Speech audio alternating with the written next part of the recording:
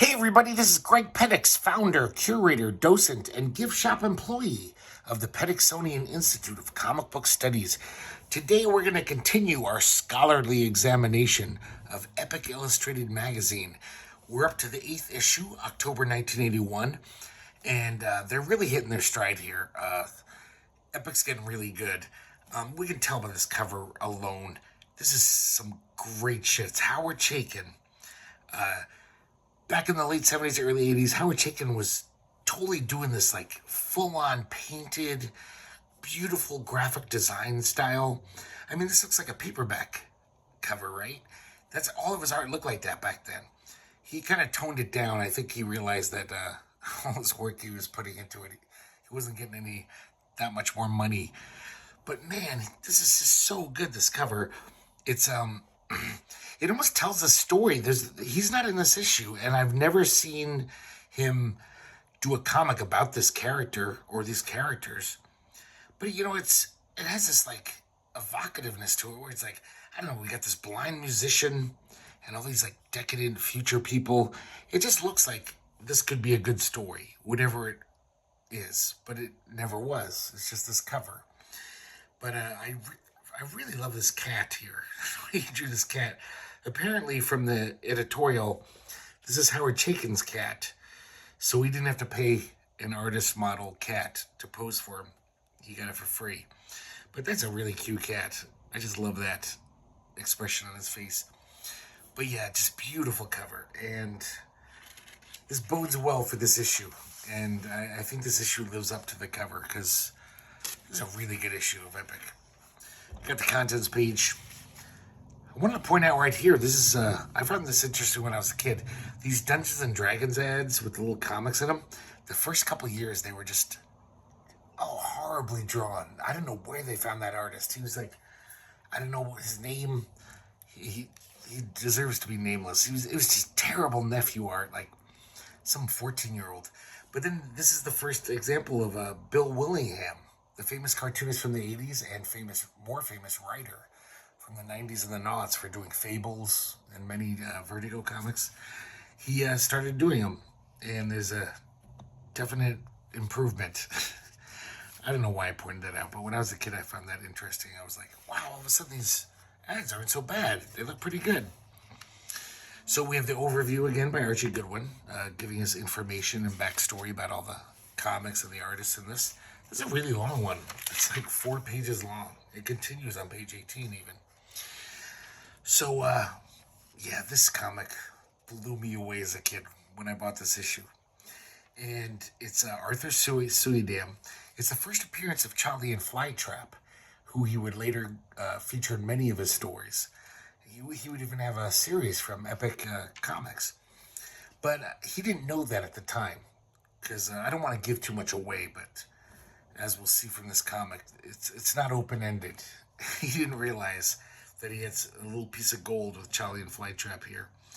So, apparently this is the same planet that Arthur Suydam, sorry I can't say his name, Suydam's, that Heads comics, Head comic that he did in Epic Illustrated #1. He says this is the same world, even though we don't see any of those characters in it. But it's this savage planet, and these guys have landed on this planet, kind of like Robinson Crusoe type guys. They're castaways, and for all this time, I'll read his words. He says, they invented a game, a purpose for life in this meaningless existence. It is a game worthy of ourselves, our skills and ingenuity, which we affectionately call a little love, a little hate. So I guess these guys are just like stuck on this planet, and they're just tired of just surviving. So they spend all of their days, it's kind of like their passion, their raison d'etre. I don't know how to say that French word. But they just basically spend their days trying to kill each other. It's this game they play, and it's been going on for years. So here we see Cholly and Flytrap. Look at this beautiful painted art. Arthur Suydam. It's almost like weird underground comic art.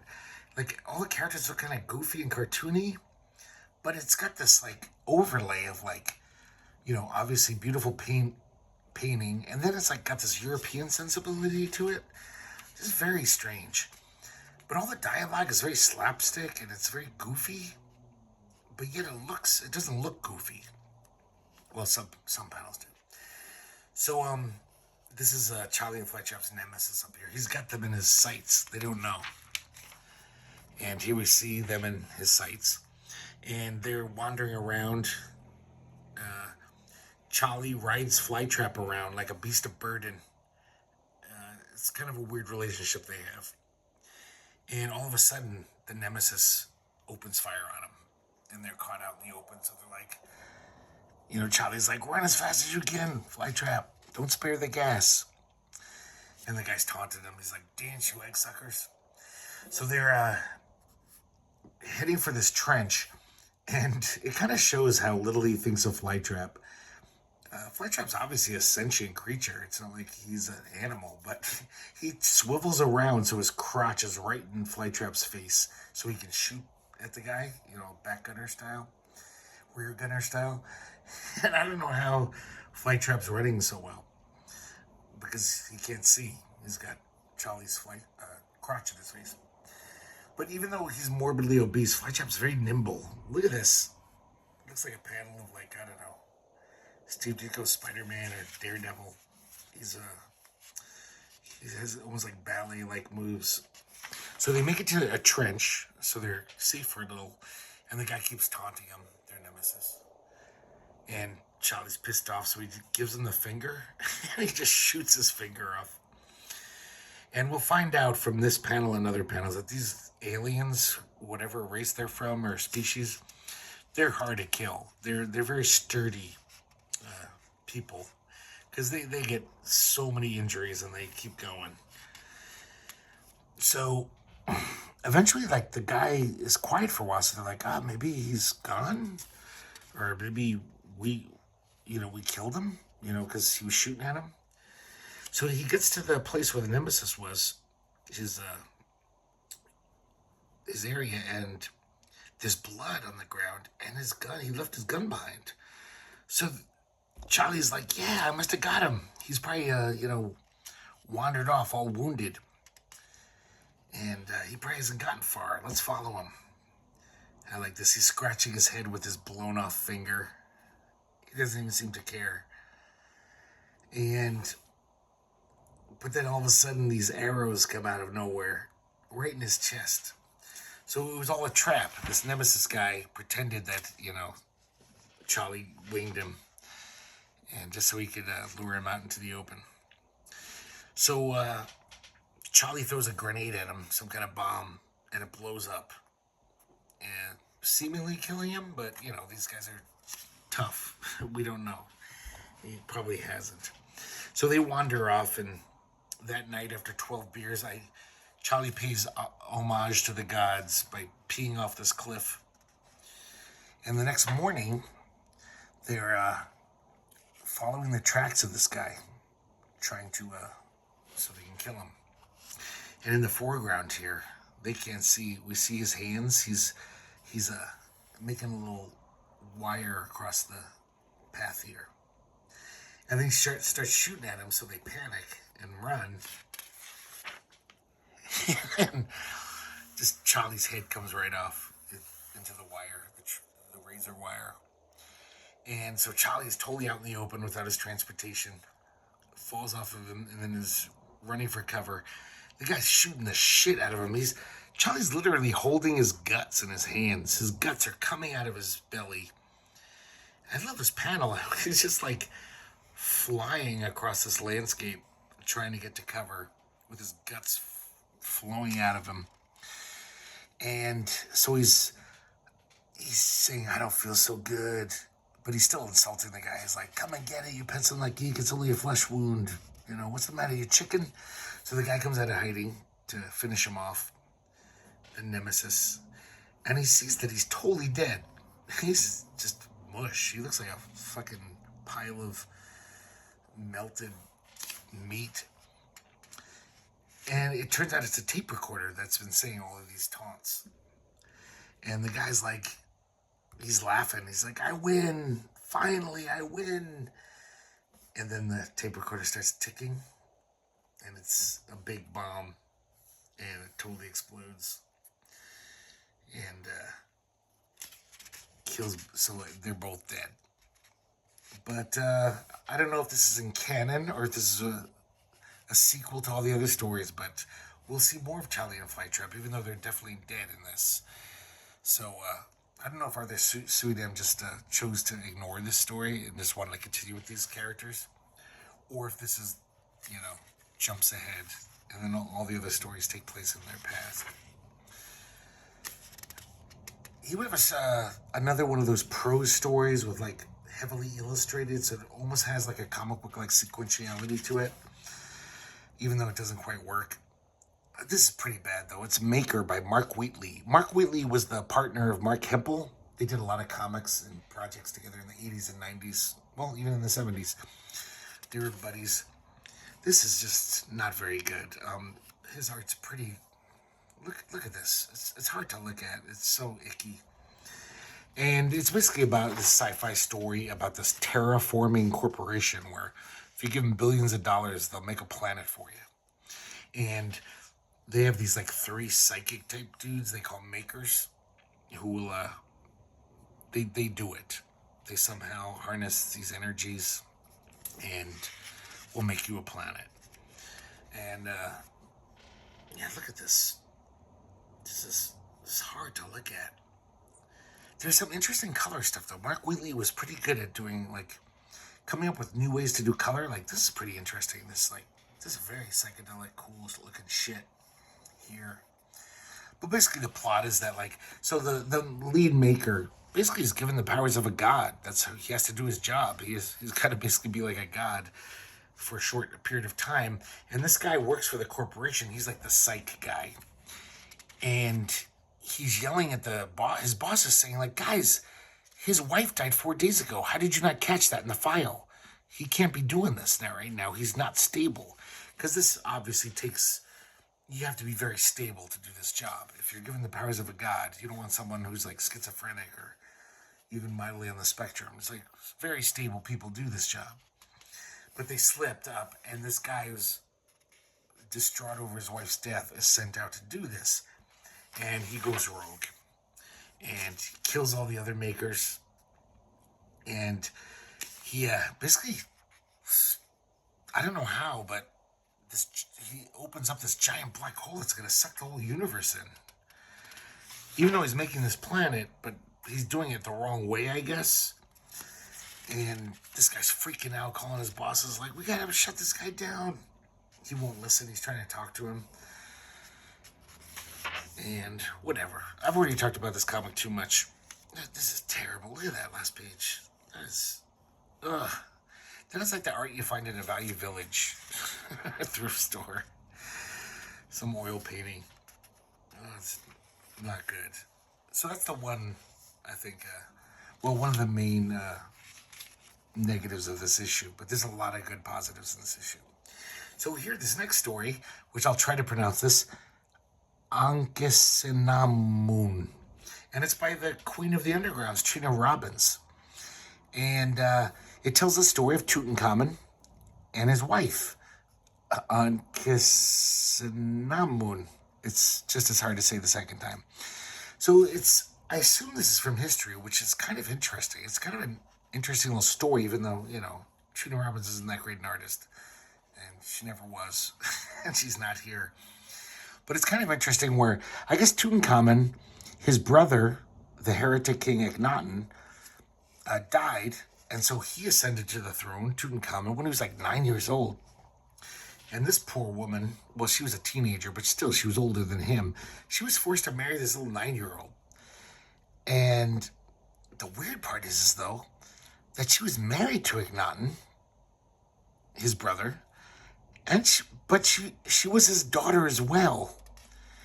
So now, Tutankhamun is, this woman is his wife, his niece, and his sister-in-law. So, Egyptian culture was different, I guess. I don't know. I guess that was kosher back then. But pretty weird. But basically, the story is like she's been cuckolding Tutankhamun for years. Because, this is when she met him. He's a little kid playing with toys. She's like, whatever. She still sees him as a little kid. But, he's grown up enough to be enraptured with her. And he's jealous. And she finally admits to him, is like, I'm not even going to keep this secret anymore. I'm in love with a fucking god right now. And it looks like she's in love with Set. Like, they're lovers. So he's like, I don't need you. I'm in love with a god. I mean, my lover is a god, she says. So Tutankhamun attacks him with a knife in a jealous rage. And we realize that the Egyptian gods, quote unquote, are really aliens. Because look, he's got some space gun. He has a spaceship here, a pyramid spaceship. And all of a sudden, though, after the god kills Tutankhamun with a space gun, she all of a sudden has a change of heart. She's like, oh, what have you done? You've killed my Tut. Go away. I don't ever want to see you again. Oh, Tutankhamun, my poor baby. Which is weird because she hasn't shown any tenderness to him at all. She's kind of just been treating him like a jerk. But then, so the god takes off in a spaceship, and all of a sudden she's like, wait, come back. I didn't mean it. Oh, please don't go. And, but then she gets over it pretty quick. She finds a new lover. And, whatever. It's kind of interesting, but yeah, this art is Julia Robbins rarely draws well, and this is one of her worst. It's got this kind of weird airbrush coloring and just not very good. So this is a pretty interesting article. It's a Fantasy in a Package by Archie Goodwin. It's an article about the portfolio craze of the late 70s, early 80s, and usually I don't like these articles in Epic, but this is like a great way to see all this great fantasy art. These portfolios were limited editions. They were like 2,000 copies only. They were very expensive. So I would only see this shit in catalogs and wish I could buy them, but I couldn't. So this is a nice, cheap way to see a lot of this art. Some of it in very nice sizes. Like, here's Bernie Wrightson's Frankenstein portfolio. Man, look at this stuff. If you haven't seen this stuff before, it's like Bernie Wrightson just... It looks like he spent months to draw these things. Like, if he got paid by the line, he'd be a millionaire. So many, the line work in here is so dense and almost insane. Like he must be nuts to draw that detail. P. Craig Russell. We got Marshall Rogers, Strange portfolio. That one looks really good. This one apparently tells a story in 6 plates. The 6 plates of the portfolio tell a wordless story. Wendy Peeney's ElfQuest, Layla Dowling, John Buscema doing a Conan. That looks terrible. I could give 2 shits about that one. All these other ones I wouldn't mind seeing. The Severin siblings doing Call the Conqueror, Mike Kaluta, Starstruck, and Terry Austin. I have this portfolio. It's very interesting. It's Terry Austin, the famous inker. He did a portfolio where he penciled 6 plates, and got all of the pencilers that he has inked over the years to ink him. So it's got John Byrne. This is John Byrne inking Austin. It's got Marshall Rogers. It's got Neil Adams. It's got Walt Simonson. It's a pretty neat portfolio. And it's nice to see Terry Austin pencil, because he's a great artist, but he never does, he just inks. Al Williamson, Richard Hiscox, the fantasy painter. So it's a nice, cheap way to get to look at all this art that normally you couldn't see. Here we have the penultimate chapter of Metamorphosis Odyssey from Jim Starlin, chapter 12. And they've made it to Dream's End. Dream's End. And last issue we saw they were heading that way. They've killed all the Zygonians chasing them, because Dreadstar's a kick-ass fighter pilot.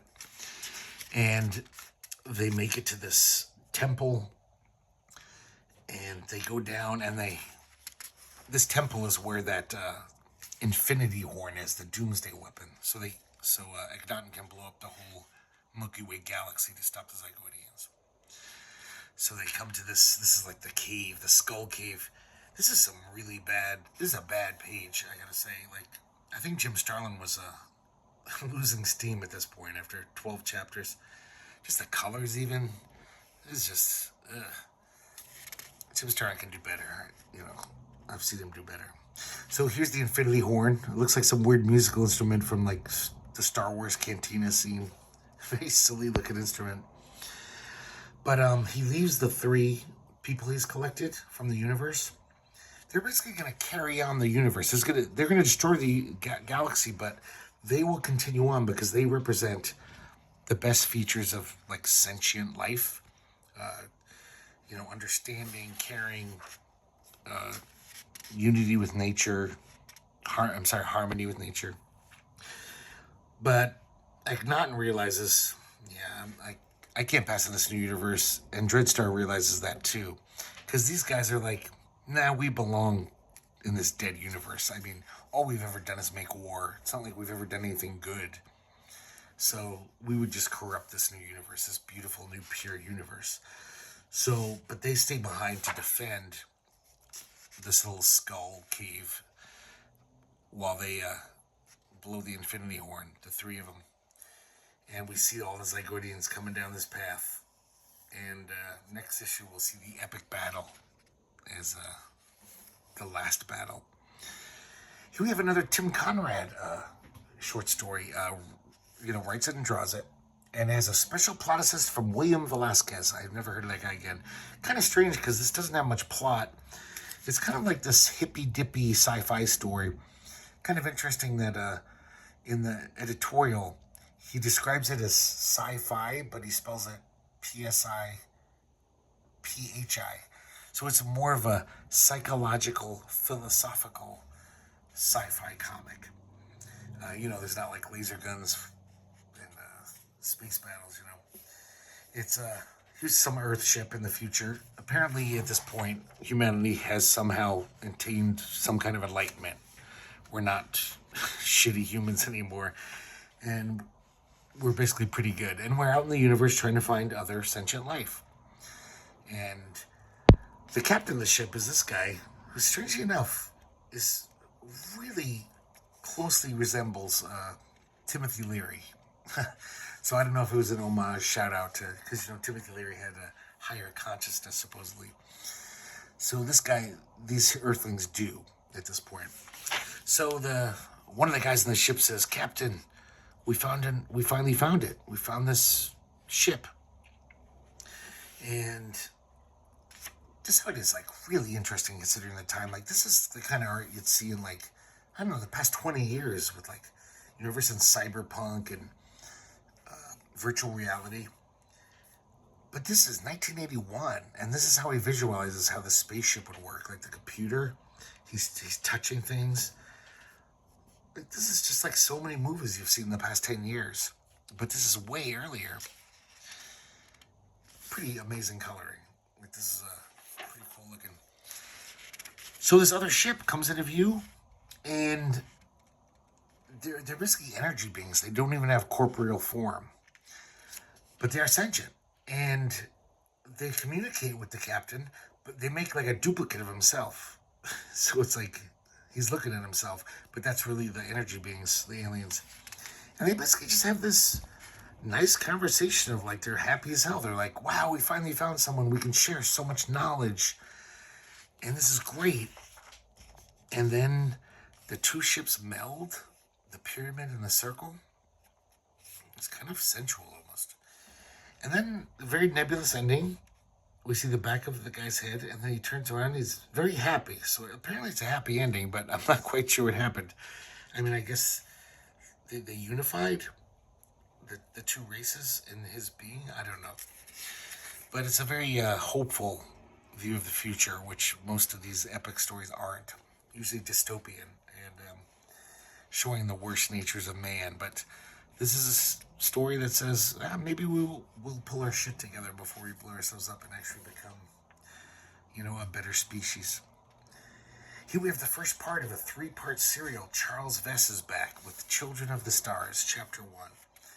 So I guess the story he did a few issues back, Jack's Tales, I guess had a really good response. And, why wouldn't it? It's fucking Charles Vess. He's great. So he dusted off this old fanzine comic he had, and he redrew some of the panels, because he'd gotten better since he published it in this fanzine, and submitted it to Archie Goodwin. And he was like, yeah, people want more of your shit, man. You got the goods. So it's this very, total fantasy world like Charles Vess likes to do. And we see these siblings, and they're up on this mountain peak trying to contact these ancient ones, the old ones, because they were orphans and they have no idea who their parents were. And so they figured this is the only way to get the answer. Nobody knows where they're from, so they're going to contact these old gods, the old ones. Then we cut away to the base of the mountain. This is their adoptive mother, I guess. She took them in when they were little. They just wandered in and she adopted them. She doesn't know what happened to the parents either. She's a witch. She's a Dame Melanor. And she's a very good witch, we find out. She's totally worried about them. She knows they have to do this on their own. She can't, like, be there to hold their hand. But she does send her little dwarf friend to keep an eye on them, because she's worried about them. She loves them. She raised them. So the dwarf goes up there and is spying on them. The siblings summon up this elder one, and this guy shows up. So let's jump ahead. It continues in a few pages. And this guy shows up and tells them that, like, yeah, your parents went up against the demon lords, and they killed them for their effrontery and killed all their kin. But the dwarf is watching all this, and he's of the darkness, I'm sure of it. He's like, this is an old one. This is one of those demon lords. So he runs back to tell the witch, and she's not too happy about this. So they run off to help him out. And the demon lord admits to them, he's like, yeah, I'm one of those demon lords. I killed your parents, and I'm going to kill you now. And he summons all these, like, sub-demons to come and kill them. They're like, no. So they try to fight him off, but they totally get subdued and overpowered. So luckily, the witch shows up then, and she fights the demon lord. And they have this, like, witchy battle, you know. It's on the spirit plane, I guess. And he wins. The witch is defeated, and even her magic broom is broken in half. So then, the witch is familiar. I love the way this cat's drawn. He's like it's kind of a weird cat. I don't know what he is, but he kind of looks like a cat. Always drawn in silhouette. He's totally black. He's got these weird ears. That's the witch's familiar. So he attacks the demon lord and makes him drop his very powerful wand, the locus of his power. It falls right in the witch's hand, and it revives her with vigor and strength. So she uses that, and she attacks him again. And this time it works, where this guy's all like, okay, you've overpowered me. We're leaving. We're going to go. But he wants to leave a parting gift, and he throws this dagger right at the brother. Bran, sorry. So the witch takes him to her domicile, and she, she's got some powerful magic, and she fixes him up enough that he won't die, but he's basically in this, like, horrible coma, this magic-induced coma, because I guess the blade was, had sorcery imbued in it. Here we got the Charles Vess crazy shading. Just going to town. So the witch says basically the only way he's going to recover is if you just have to kill the demon lords. Like, at the root, you got to kill them. There's no way to get rid of the spell unless you kill them. So that's the basis of this, first chapter. She's going to head out and take on the demon lords and kill them so her brother will live. But this last panel, look at this fucking tree. It's like the size of a small house. It must be like 30,000 years old, this tree. Just the roots here. That is like Arthur Rackham, Joseph Clement Cole shit. That's like amazing illustration. It's beautiful stuff. And so that's the end of the first chapter. Let's jump back here. I think this is where we left off. Yeah. So here we have another Mike Syans comic. We've seen him a bunch of times in Epic. And another one of his full-color ones. And we see this planet. And it's almost like a Rust Belt planet, where this planet was thriving for a while. There was all this mining, but they tapped it out. And now everyone left with the planet is just, they're stuck there. It's not a good place to live. It's basically everyone's given up hope. And so these street gangs are just like, they run everything. They it's a horror show there. These gangs just constantly fight. Nobody has any hope for the future. So these teenagers are just like, might as well just fight each other, and we're probably gonna die soon anyway. So it's just like this. It's almost like West Side Story. These two gangs. Well, it's not like West Side Story. There's not music, and they're fighting each other. This one hero guy, he's like in one of the gangs. His mother's an alcoholic. Like everyone just lives in squalor and despair. They have this epic battle. The leader of his gang gets killed by the other guy. I thought this was really neat as a kid, though, to show how psycho the leader of the other gang is. Takes off his helmet after he beheads the leader of the hero's gang, and like kisses him on the mouth. It just freaks out everyone there. So he wakes up and he survives. He got conked in the head, so he's unconscious. His girlfriend's there, and they're like, hey, you should lead the gang now. You're a smart guy. And it's just basically this bleak vision of this dystopian planet where there's just no hope. It doesn't seem like it's going to get any better either. Like, he's just like, okay, I'll lead the gang now. It's still going to be this pointless, shitty life of just aimless fighting and killing, and with no real reward. Article. Oh, I know you guys are probably sick of me talking about how much I love Rick Veitch. But here's another Rick Veitch short story, and this one just blew me away as a kid. It's so weird.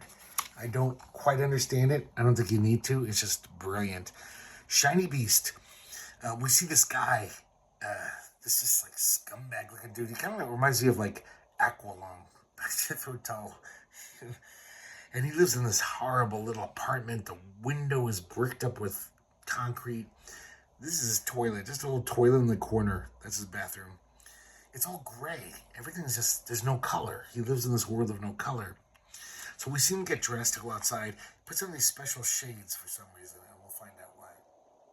As he cracks open the door, we can already see Rick Veitch's amazing craft at doing color. And then, this is what the outside world looks like. Check this out. So, the world is just this candy-coated, beautiful color, psychedelic, crazy world. And it just seems very happy. It seems like the opposite of his world. Not only is it in color, but all the people seem kind of happy. They're running around, rollerblading around. But he's this miserable little wretch who's just like, I'm going out into this world. He's like a turd in the punch bowl, this guy. I just love this building, though. It's the crazy architecture of this building. All these weird cars. So this is like some alternate dimension, apparently. Yeah, there's one of the women skating around. She was like a roller disco girl. So he's walking down the street, and this cute dog doesn't attack him, but, affectionately, like, gets up on him and is trying to lick his face. And he freaks out and kicks him out in front of a vehicle, and it kills him. So he runs away. People are pointing at him like, hey, that's the guy. So he runs, he's on the run. So he runs into this newsstand, and we're looking at this crazy news rack here, magazine rack. It's got magazines called Whip It, Better Bees, Inside Poop, Low Times, Belly Button, but there's Playboy, there's Time, there's still magazines from our era, and I guess not our era. They're, I think, all gone now. But he finds this magazine called Shiny Beast, and it's the only black and white one on the rack. So he shoplifts it, but the proprietor of the store sees him, and he makes a getaway, and the guy's yelling at him, come back. So he makes it back to his apartment, runs up the stairs, and he locks the door behind him to check out his spoils. And as he opens it up, we can see the pages are full color inside. And now this part's insane. In the editorial, they tell how Rick Veitch did this. Rick Veitch already was a master of all kinds of coloring techniques. Airbrush, watercolor, oil painting. But he made up this thing where he melted crayons to get this effect. he was like, I'll see how that looks. And it looks pretty fucking cool. So as he opens the magazine, just like color comes out, like an apparition of color. And it's that crazy melted crayon effect. which is totally groovy looking. That is just nutty. And he's kind of like shrinking back in fear of it. He's like, what the hell's going on? And look at this shit. Oh my God, I wish I had some LSD right now. This is amazing. So it's this is the melted crayon, I'm pretty sure. And I don't know what this is. This could be some kind of, I have no idea actually. I'm not even going to guess. But it's amazing. This is just, and he's like, it looks like he's like ravaged by it. His clothes are ripping off. It's like, so he totally passes out from this. And I love this panel here with these like very undergroundy Rick Griffin like zappy lines and the rainbow gradation of the color here. So he wakes up a little while later, as we see on the next page, and look, he's in color now. And his apartment is all like plastered in color. It looks like a Jackson Pollock painting. And he's kind of like, what the hell's going on? And he's kind of happy. He's actually crying in happiness. Because now he gets to be colorful. I guess he never liked being black and white. But then when he opens the door to his apartment to check out the world, the whole world is gray and black and white now. Somehow that whatever happened sucked all the color out of the world. So he now is the only color one. So I don't know what the fuck this is supposed to mean. It's probably got some heavy meaning, but I don't care. This is such a cool little story. And not one word, you know, as far as dialogue. When I was a kid, I read this over and over, just like trying to crack the mystery. But I don't know if there's a mystery. It's just a beautiful, surreal, crazy comic. And I like it. So that's it for Epic Illustrated number 8. October 1981. I really think Epic is hitting its stride. The past few issues, they're just getting better and better. I know this one had 2 clunkers in it, but the other stuff almost made up for it, how good it was. So I'm liking these a lot. So I hope you enjoyed it, and I hope you come back next time to the Pennixonian Institute of Comic Book Studies, and I'll show off some more comics for you. Good night.